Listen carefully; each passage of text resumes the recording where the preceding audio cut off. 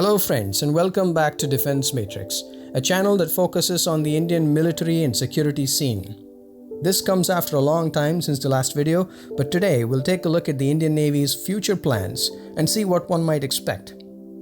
Among the branches of the Indian military establishment, the Navy has historically tended to be ahead of the Army and the Air Force in terms of both planning and implementation. They have a planned schedule for retirement of old vessels, induction of new warships, upgrades, and acquisition of new technology. There's the upcoming scheduled retirement of Rajput-class destroyers. Out of the 5 destroyers previously used by the Navy, 2 have already been retired, and the remaining 3 are expected to be decommissioned soon. As these retirements occur, the induction of Visakhapatnam-class destroyers is also expected either later this year or early in 2022, according to some reports. In simple terms, the Visakhapatnam class is an upgraded version of the Kolkata-class destroyer. Manufacturing for the Visakhapatnam class of destroyers will be done under Project 15 Bravo, which is commonly known as Project 15B. If one were to compare these two classes of destroyers, the dimensions of the Visakhapatnam class are slightly larger than that of the Kolkata class. The crew requirement to operate the vessel is also reduced owing to improved automation. Stealth features have been upgraded. The Kolkata class and Visakhapatnam class are visually distinguishable from the distinctive design of the bridge. Project 15B includes the manufacture of 4 vessels, out of which 1 is undergoing sea trials, and the remaining 3 are under construction. Even the weapons package of Visakhapatnam class is similar or comparable to that of the Kolkata class, which includes 16 BrahMos in its vertical launching system, 32 Barak, 8 anti-air missiles, and 4 AK-630 for close-in protection.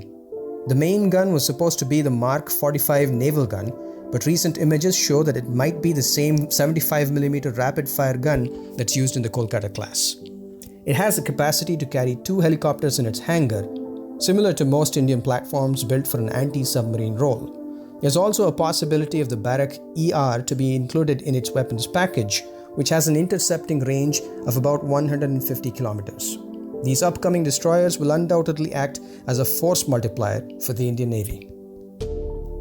Besides this, another very significant vessel is about to be inducted soon, none other than the INS Vikrant, the second aircraft carrier of the Indian Navy. INS Vikrant was initially planned for induction around late 2021, but it seems like the timeline might be extended to the early months of the following year. INS Vikrant is a 45,000-ton Stobar type aircraft carrier being indigenously developed and will be able to carry 26 fixed-wing aircraft.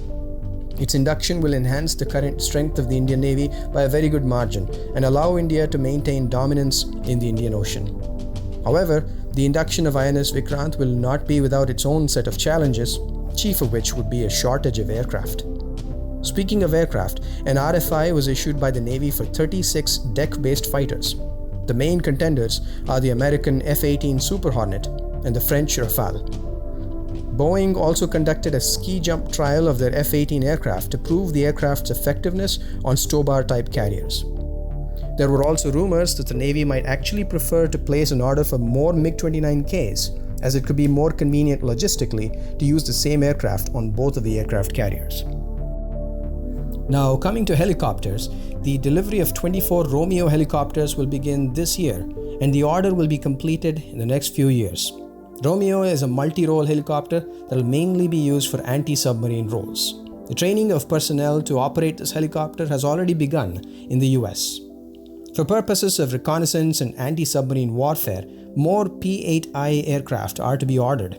Currently, there are about 9 P-8I aircraft in service, and the 3 pending delivery will be inducted this year. As for drones, we know that the Navy has already leased 2 MQ-9 Sea Guardian drones, and as per reports, there's a good possibility that the Navy, as impressed as it is by their excellent performance, might order 10 more MQ-9 drones in the coming years. Now, let's talk about frigates. The Navy currently uses Talwar-class frigates, which are of Russian origin. 6 Talwar-class frigates are already in service, and the remaining 4 are being manufactured and will be inducted in the next few years. These frigates are of 4,000-ton displacement and are armed with 6 vertical launching systems, which are capable of launching missiles like Club and BrahMos. They can also carry a helicopter for anti-submarine roles. Further, Nilgiri-class frigates are planned to be manufactured under Project 75 Alpha, which is a follow-up order of Project 17. Remember that Project 17 involves the manufacture of 3 Shivalik-class frigates. Nilgiri-class consists of 6,500-ton stealth frigates. These frigates have improved stealth when compared to the Shivalik class, which is accomplished by rearranging the radars and the electronics and achieving a reduced overall radar cross-section. The main radar is changed to the same MF Star AESA radar, which is used in Kolkata-class destroyers. The Shivalik class has one other thing in common with the Kolkata class, and that's its weapons carrying capacity. However, note that its BrahMos carrying capacity is half that of the Kolkata class, that is 8 missiles. And as with most Navy vessels, this ship too can carry 2 helicopters. These features go into making the Nilgiri-class frigate a very capable vessel. Around 7 Nilgiri-class frigates are to be manufactured, out of which the first frigate is expected to be commissioned in 2022. So, putting together numbers for both the Nilgiri-class and Shivalik class, the Navy will have 10 modern frigates under its command.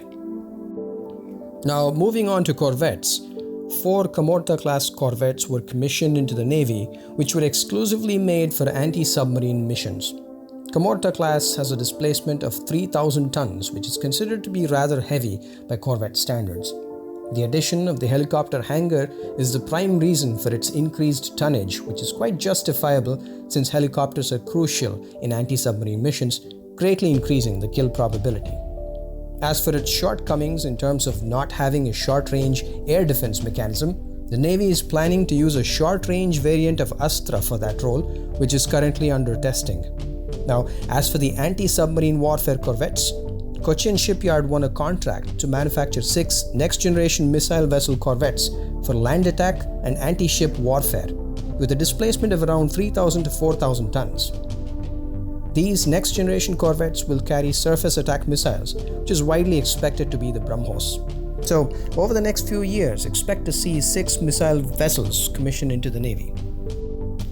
Thus far in this video, we've only discussed projects where construction is underway or vessels are currently going through testing. Besides these, there are numerous programs which are under progress or in the pipeline, and we'll be sure to share periodic updates about significant developments as they unfold. If you have enjoyed this video, we'd greatly appreciate it if you can hit the like button and subscribe to this channel. We want your encouragement and support in helping us make more videos just like this. Jai Hind.